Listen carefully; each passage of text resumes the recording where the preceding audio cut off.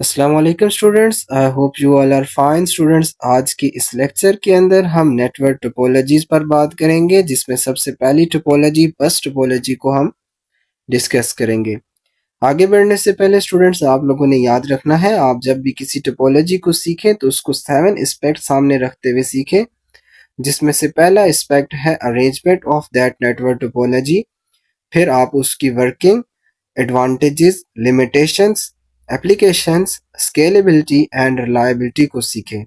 जब आप इन 7 एस्पेक्ट्स को सामने रखते हुए सीखेंगे तो आप किसी भी टोपोलॉजी की तमाम कंसेप्ट बआसानी सीख जाएंगे।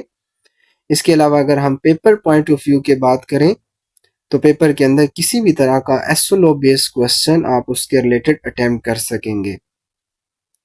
आज का लेक्चर बाकायदा स्टार्ट करते हैं। सबसे पहले हम बात करेंगे नेटवर्क टोपोलॉजीज पर।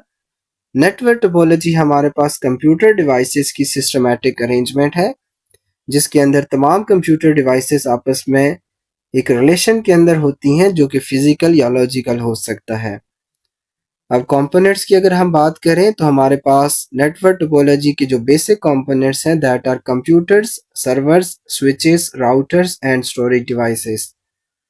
नेटवर्क टोपोलॉजी को हम दो एस्पेक्ट से कवर करते हैं, physical aspect and logical aspect. Physical aspect के अंदर देखते हैं कि जो नेटवर्क के अंदर मौजूद कंप्यूटर डिवाइसेस हैं, जिन्हें हम नोड्स टर्म से रेफर करते हैं, वो किस तरह आपस में अरेंज हैं।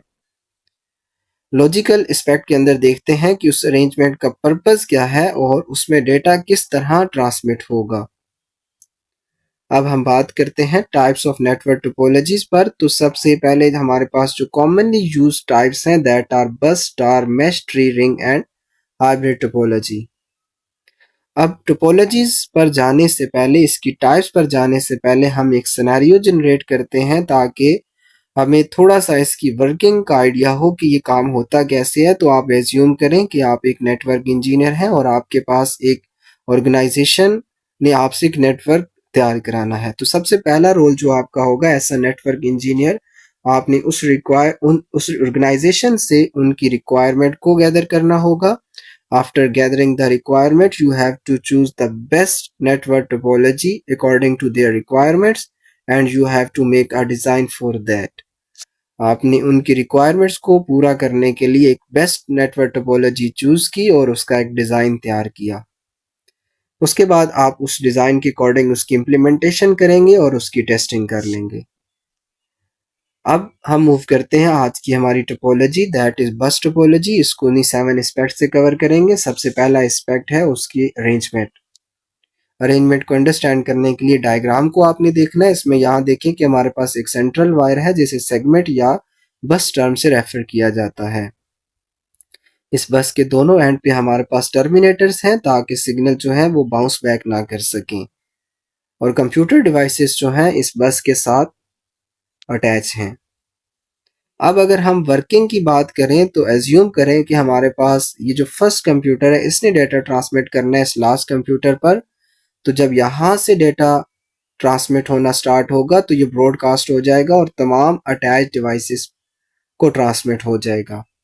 जिस डिवाइस का डेटा होगा वो रिसीव कर लेगा, बाकी तमाम डिवाइसेस उसको इग्नोर कर देंगी। अब अगर हम एडवांटेजेस की बात करें तो एडवांटेजेस हमारे पास हैं कि सबसे पहले इसको इंस्टॉल करना, मेंटेनेंस हमारे पास इसके लिए बहुत ज़्यादा आसान है। हमें कोई कम्प्लेक्स वायरिंग की ज़रूरत नहीं पड़ रही, जिसकी वजह से इसकी कॉस्ट बहुत ज़्यादा रिड्यूस हो जाती है। इसमें नई डिवाइसेस को अटैच करना हमारे लिए बहुत ज़्यादा आसान है। डिसएडवांटेजेस की बात करें तो हमारे पास अगर लेट्स सपोज बस कहीं से डैमेज हो जाए तो पूरा नेटवर्क काम करना छोड़ देगा। In case of high traffic हमारे नेटवर्क की जो स्पीड होगी वो स्लो डाउन हो जाएगी। अगर बस डैमेज हो जाए और प्रॉब्लम आ जाए तो हमारे पास उस प्रॉब्लम को आइडेंटिफाई करना काफ़ी डिफ़िकल्ट होगा कि प्रॉब्लम कौन सी लोकेशन पर एग्जिस्ट कर रही है। अब अगर हम एप्लीकेशंस की बात करें तो बिकॉज ऑफ लेस कॉस्ट की कमी की वजह से, कम्प्लेक्सिटी की कमी की वजह से स्मॉल ऑर्गेनाइजेशंस के लिए ये बेस्ट हमारे पास टोपोलॉजी है। इसके अलावा हम होम नेटवर्क्स के अंदर इसको इस्तेमाल कर सकते हैं क्योंकि इसको इंस्टॉल करना और इसको यूज़ करना बहुत ज़्यादा आसान है। अगर स्केलेबिलिटी और लायबिलिटी की बात करें नेटवर्क की, तो उससे पहले हम स्केलेबिलिटी और लायबिलिटी का थोड़ा सा डिफरेंस देखेंगे। स्केलेबिलिटी हम कहते हैं कि किसी भी नेटवर्क की वो एबिलिटी कि उसको कितनी आसानी से एक्सपेंड किया जा सकता है। इसको एक सिनेरियो से अंडरस्टैंड करते हैं। अभी जो हमने प्रीवियस सिनेरियो लिया था जिसमें आपके पास एक ऑर्गेनाइजेशन आई थी जिसने आपसे नेटवर्क तैयार करना था। अब हम एज्यूम करते हैं उस ऑर्गेनाइजेशन की पहले जो रिक्वायरमेंट थी दैट वाज 200 कंप्यूटर डिवाइसेस।